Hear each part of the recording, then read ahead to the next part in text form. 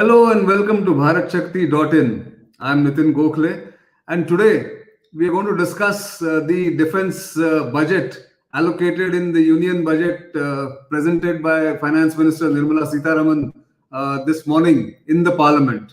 With me is Laxman Behera, scholar in Jawaharlal Nehru University, JNU, and also formerly with the Institute for Defense Studies and Analysis. Someone who is specialized in analyzing defense budgets and defense allocations and defense expenditure. Welcome, Laxman, and we are hoping to be joined by Lieutenant General Satish Dua, who was formerly the Chief of the Integrated Defense Staff, to analyze the implications of the defense allocations in this year's budget, given the situation on the Ladakh border and the increasing threats in India's neighborhood to India's security and, of course, India's well-being. So let me start with some basic facts and figures, and of course, Laxman will guide us through the maze of figures that are available. Sometimes they can be very confusing. So the basic headlines today for defense budget is that it has been increased from 4,71,000 crores, rupees 4,71,000 crores to rupees 4,78,000 crores. This was the budget in 2020-21, that is last year, where these figures are flashing on your screen. This is how it looked in 2020-21. 4.71 lakh crores for the defense services and the overall budget, including pensions. But this year's budget, which will just flash the figures now, if our producers can do that, the 2021-22 figures, which are coming up now, it shows that it has increased from 4,71,000 crores to 4,78,000 crores. Budget for defense services is 3,47,000 crores. Pension has been reduced from 1,33,000 crores to 1,15,000 crores. We will talk about that, how this could have happened. And of course, for defense, the civilian component of the defense services, there is the budget allocation of rupees 15,257 crores. So that's the overall headline figures. And of course, welcome to this program, Laxman Behera. Your first thoughts on the defense allocation this year. And we have also joined by Lieutenant General Satish Dua from Gurgaon. And welcome to this program. I'm just flashing the figures. We were flashing the figures just now, but let me first go to Laxman Behera for his first thoughts on the defense allocation. Laxman, over to you. Yeah, thank you, Nitin, for having me on the budget discussion. As you rightly said, the MOD's overall budget has increased from 4,71,000 crore to 4,78,000 crore. Although on a number-to-number basis, the increase doesn't look quite big, but one has to do some deep diving to understand the figures and what do they mean. So if you exclude pension, so there has been a quite hefty growth. In fact, if you look at the capital expenditure, most of which is actually spent on modernization, buying tanks or helicopters or artillery guns or anything, you talk about the modernization of the armed forces, there has been quite a big jump. So almost from 1,13,000 crore to nearly 1,35,000 crore. So over 22,000 crore increase. I think that's a quite big increase. And so in fact, the budget which was presented by the finance minister deviates from the past budgets in the sense that we have seen the previous budgets being driven by the manpower cost.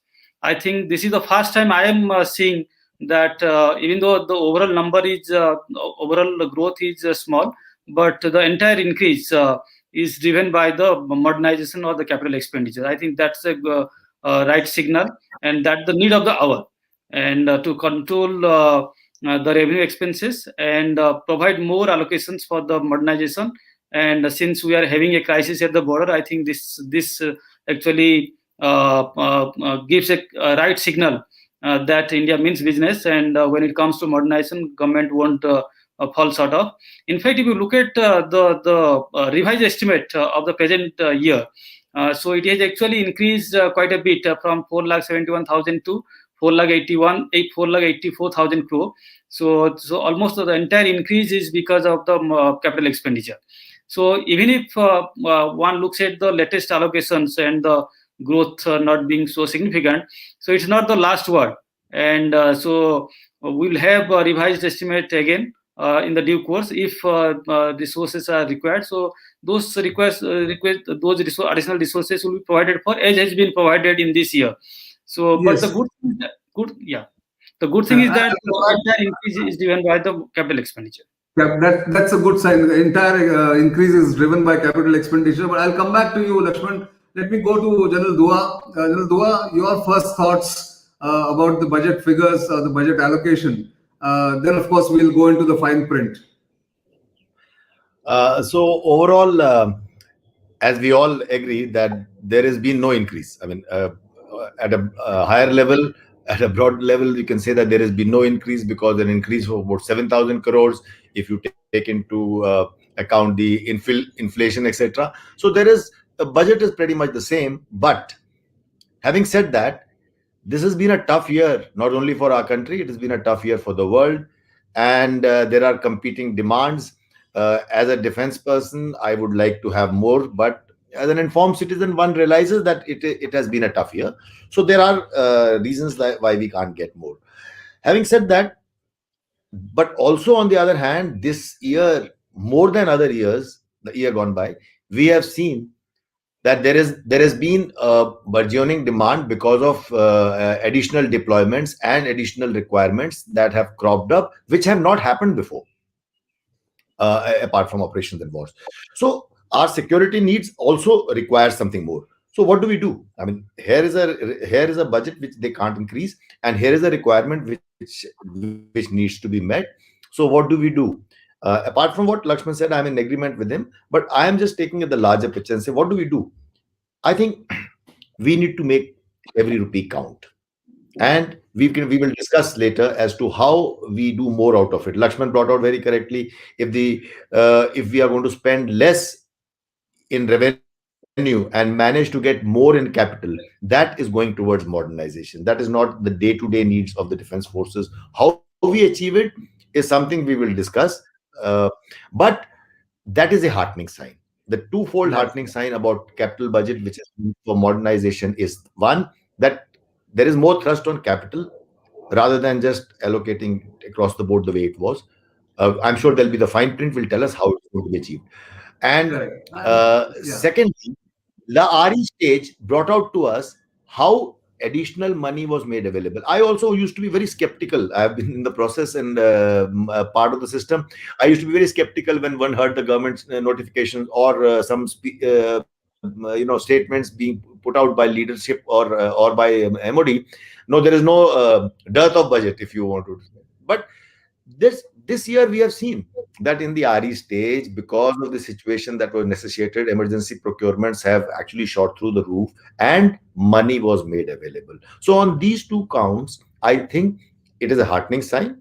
And so that's my first take on the budget. Tough budget, tight budget, but not so depressing. No, in fact, I want to also point out, and which I think while we were discussing before coming on air, that over the past few years, and when you were also heading IDS, you were Chief of Integrated Defense Staff, there has been a trend in the MOD and among the armed forces that almost every paisa allocated was spent. And then now we see the result that after that money has been spent, over and above the budget estimates, revised estimates have given nearly 22,000 crores this year to the armed forces to buy or do emergency procurement. So that old trend of taking some money away from the MOD or the defense services and giving it to some other ministry has at least been halted, if not reversed. Would you agree, General Dua? Absolutely. You hit it right on the head that you also have been watching this for so many years. Earlier, it used to be a done deal that at the end, in the RE stage, we would end up losing anything between 10 to 20,000 crores. Very simply. I mean, that was almost a trick kept up the sleeve of the government to do it. I'm just putting it in lighter vein. But in the last couple of years, we have been spending, we have been getting a healthy RE allocation. we have been spending everything, that means, and then some. And in the last couple of years, we've actually overspent. And the year gone by, that was a heartening sign. Laxman also brought out the figures. I mean, if that is we are spending 3 times what we thought we'll spend in the RE stage, and we could actually spend it and put it to good use in view of the security challenges that have been thrown up very recently. I think that is a real heartwarming sign. Yes, so we'll come back to the final print. Laxman, again, your thoughts on the point that we were just making between me and General Dua, and you also made earlier. I think at the revised estimate stage in the current year, they've spent more than 20,000 crores, 22,000 crores to be precise, I think, or 21,000 crores. Now, also the other trend, would you agree that reducing the pension bill and increasing the capital budget somehow seems a little impossible? What do you think would have happened, or do we have to wait for the fine print in this? What would you think? Yeah, I think the pension budget figure which is given in the finance minister budget looks little off the mark, because in 2021 the budget allocated was around 1,33,000 crore. Now it is 1,15,000 crore, so which is quite less. But I don't think 18,000 crores reduced. 18,000 crores reduced. It is, yeah. So I think what the government has done is not to book all the pension. So that is something that every government used to do for a long time. But I think the past 2-3 budgets, they were quite realistic. They were trying to show the exact expenditure. But I think given the economic situation and the compulsion of fiscal deficit, so I think they will probably book the pension the real expenditure. Probably they will shift some of the expenditure to the next year, but that doesn't mean that people won't be paid pension. They will be paid pension, but for the bookkeeping purpose, I think it will be shown next year. So that the fiscal deficit and is managed to some extent.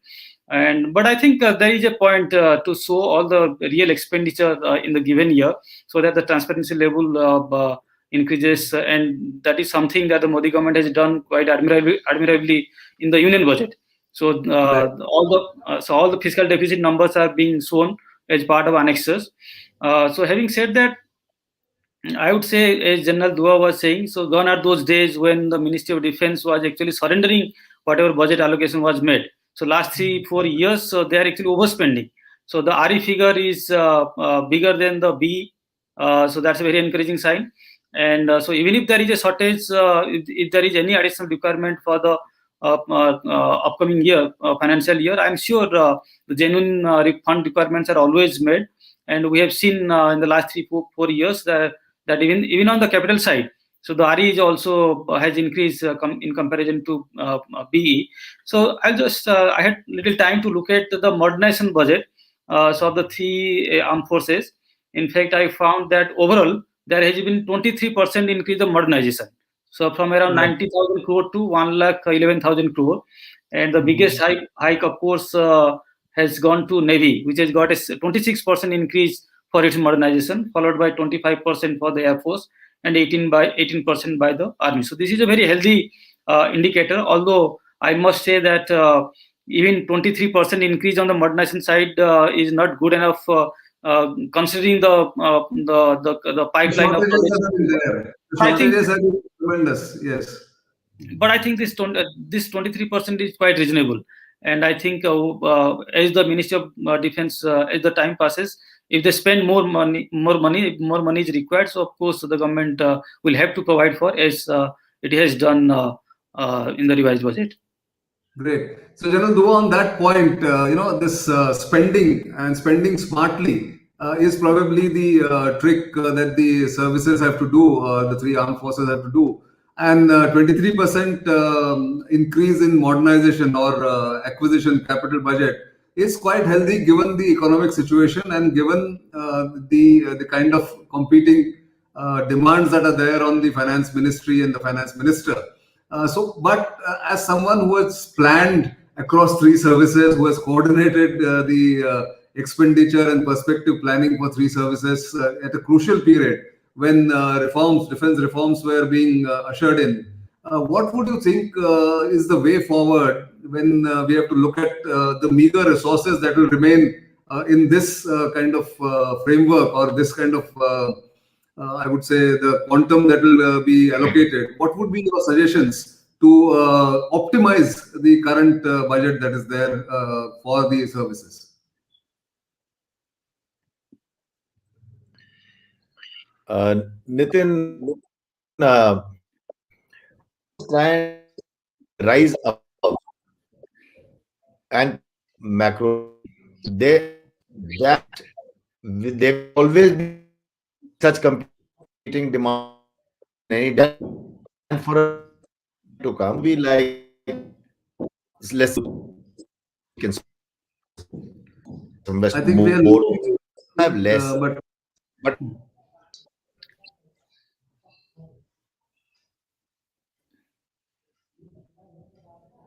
I think we'll reconnect with General Dua, but Laxman, coming back to you about the revised budget, what happens is that earlier they used to say that money is never a problem, but we must have proper plan or proper acquisition planning. That used to be the trend as we spoke. But in the past, when we have discussed something on defense budget, you also had a couple of ideas about monetization of defense assets, or creating more wealth out of whatever assets the defense services hold. Would you elaborate on some of those points, please? Yeah, Nitin. So the Ministry of Defense is to realize that they have to live with shortages for a long time. Now they can do is maximize whatever resources they are getting, and probably try to help the Ministry of Finance or the government in general in actually creating assets or monetizing the existing assets, so that the Finance Ministry can get additional resources which can again be plowed back to the Ministry of Defense. There are a number of ways through which the Ministry of Defense and Armed Forces in particular can help the government. First is monetization. So there is a big monetization plan announced by the Finance Minister, including monetization of land. And we know that the Defense Ministry sits on a huge tract of land which are unused, and if I can say, in some cases, misused also. So they can identify those land parcels and could probably monetize them. So that is one source of revenue. And another could be the disinvestment. So in fact, this is another pet project of the Finance Minister and the Modi government. So, and the strategic sale which has been announced could actually be extended to the Ministry of Defense. In fact, the BEML has been identified for the strategic disinvestment, and there could be other PSUs which could be identified and disinvested, and some money could be brought back to the Ministry of Finance, and which can again come back to the Ministry of Defense. And disinvestment is another area. And another area is to look at the additional revenues which the Finance Ministry can generate through additional taxes or duties. Of course, I heard there has been the Finance Ministry has levied some more tax on the petrol and the diesel. I think probably time is now to actually identify few areas where the defense cess could be levied, so that dedicated pool of resources could be mopped up and given for the modernization. And I'm not saying that this should be on a permanent basis, but maybe for a short to 3 to 4 years, because we have a crisis at the border, and at the same time we have a pandemic, and which requires a lot of expenditure on health sector. So on short-term basis, some additional taxes could be levied on petrol, diesel, or some other items. That amount can be dedicated. That amount can be given to the defense, particularly for the modernization, not for the revenue. So that distinction is. So let me come back to General Dua. He's reconnected with us. General Dua, we were talking about you rising above your loyalty to the uniform. Let's hear your thoughts on that. No. Allow me to correct that. My loyalty to this structure. Above the figures and the discussion that we're having, what I meant is that we'll be competing demands, and we will not be able to give that. As a developing country, may not allocate the kind of funds that defense needs. We do. There are 3 odd steps in my mind One, we need to make every rupee count. How do we make it count? Is like we were discussing earlier. You reduce the revenue using different models. This year already figures have been reduced. The fine print will come out. Laxman suggested a few things that may be happening to. Let's leave that. That's what I said. Rising above. Let's leave that. So we need to reduce the revenue and increase our capital the share of the capital budget, so that we can have better modernization. Now within that, how can we have a different way of spending if we have to get more bang for the buck? For example, the financial leasing has started. The leasing model. We have Air Force and Navy platforms. We are going to lease rather than outright purchase because they turn out to be more expensive. You have to invest more upfront. That is another way of reducing your modernization expenditure. Then, in a similar manner, I would say that we can have some better financial engagement models. If you can have better platforms, bigger platforms, like air and ships, aircraft and ships.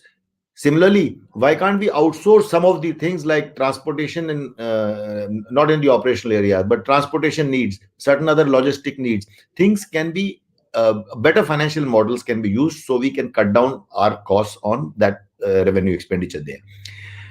Last thing, and I think by the time I rejoined, I heard Laxman also talking a bit about that, and I'm not sure, so I might be repeating something. Yeah, please go ahead. We need to create some more. We need to create finances if we don't get. And what do I mean by that? For example, we monetize land. I know it's a controversial issue, and I heard Laxman talk about how we can also disinvest some defense PSUs. No, the point is, especially when we demonetize, if we want to monetize land, the recommendation that was made to the Encasing Finance Commission led by 15th or 16th Finance Commission, which was led by Mr. Encasing, was that if we have land that we can give up for monetizing, that land should only go towards a capital head which is meant for modernization, and that should be a non-lapsable budget, a roll-on fund.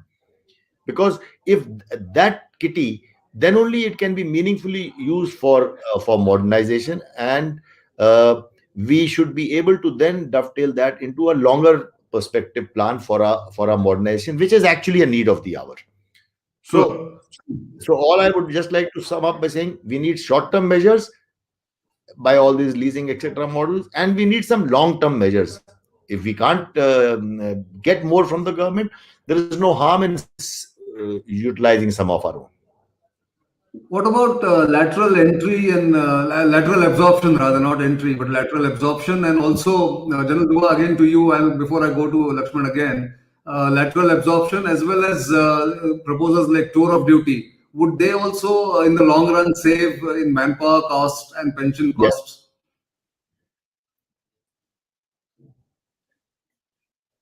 That's Did you ask me? That's another issue. No, I asked. I'll come back to you, Laxman. I'll come back to you. So I think another issue that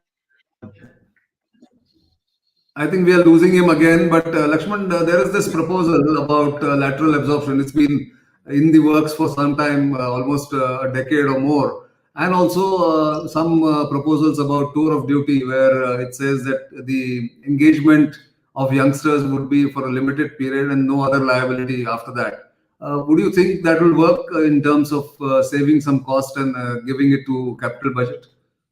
Yeah, Nitin, one thing for sure is that the manpower cost, the salary, the pension, and other food ration, etc., is really becoming very high to the extent that I don't think this is sustainable on the long term. And the government has to find some viable, has to come out with some viable reform measures which is acceptable to both the armed forces and to the financial planners.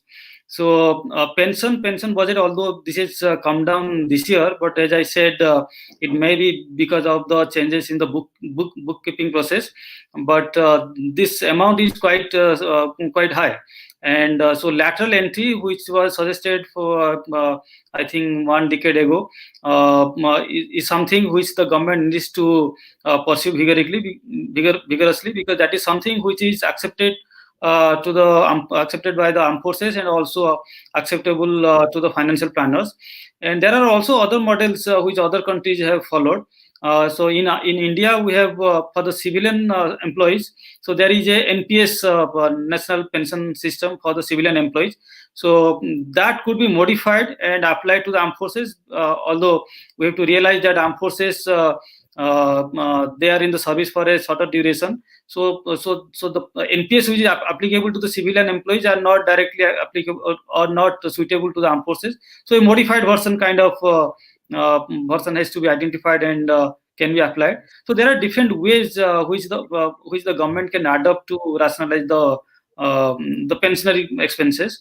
I don't think we can cut down on the number as far as Indian Army is concerned. Indian Army accounts for over 84% of the total uniform service, because of the terrain, because of the threats we have, mostly land centric. We can't afford to cut down on the number of standing force, but then there again, we have to find the areas where the uniform personnel are not required. So in the logistics, in the supply chain, so where uniform personnel are there, so those people can be replaced by the civilians, and civilians cost much less because they don't get pension and they work longer.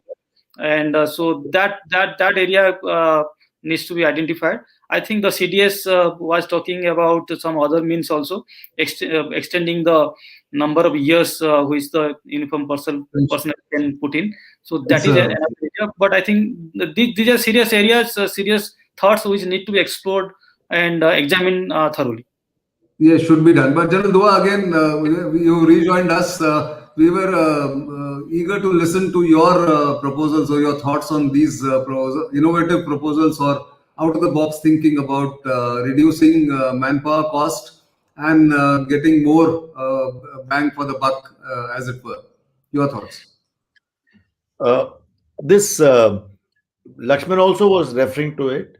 There are several irons in the fire as far as several innovative proposals, as far as the different entries or lateral absorption, etc., is concerned, which apart from being a good idea in terms of enhancement of our potentials, it will also help save the revenue budget. For example, if we have a good lateral absorption scheme, because a soldier retires very early compared to his civilian counterpart, there is so much more productive years left in him. And if they can be put to good use in any other organ of the government, be it CAPFs, be it other organs of the government, you will actually get a very disciplined man with years of experience who will be able to then contribute to the other part of the government. On the other hand, there are also some very innovative schemes which have been talked about and are in advanced stage of consideration, where would give army much needed support, and would attract better. I think the internet, because where General Dua lives in Gurgaon, because of the restrictions in Haryana on the internet, we are losing him time and again. So we may come back to him later, but maybe I just want to finish, General Dua, if you are reconnected to us, just because I think your internet is erratic because of the restrictions put by the government because of the farmers' protest there. But we understand where you are. If you can hear us, please go ahead. Thank you, Nitin. I'll just wind up by saying that all these innovative ideas that are in the works, the leadership wants it to be done. The defense forces also want it to be done. there are the bureaucratic hurdles have to be overcome. And I think it will be a win-win situation if we do that. So on one hand, we need to reduce our revenue models by I beg your pardon, revenue expenditure, by using this innovative model. And some of them are actually going to be very helpful. For instance, I'll just end by saying one thing.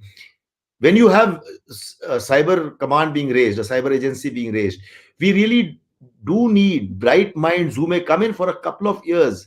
Really, we need them to inject that kind of thought, because as you know, in that kind of field, every 2 to 3 years, we need bright minds to come and change, to rejuvenate the thing, bring in fresh ideas and fresh education, because that's the way we need to work. And career soldiers will always remain, and that will be the spine and the backbone. So I think this budget is giving us an opportunity also to sort of give us a thrust towards the repurposing of various things, like we are repurposing the overall armed forces in a way. Similarly, we need to give a fresh look at all this. It will also help our budgetary issues. Thank you very much. Let me thank both of you for being here at such a short notice, because generally by the time the discussions take place on the budget, it's in the evening. But I actually forced you to come quickly because digital medium and digital platforms allow you to do that. And I thought we'll just take advantage of that. Thank you very much for those insights. And I think there is a way forward. The budget overall, I would say, is not bad. Could have been better, but sky is the limit as far as expectations are concerned. But we have to also temper it with the reality that exists in this country, especially in the wake of the pandemic and the economic situation. Thank you very much once again. We'll come back to you when we have such opportunities again. Thanks, Ori. Thank you, Nitin. Thank you very much. Jai Hind. Thank you. Thank you. Thank you.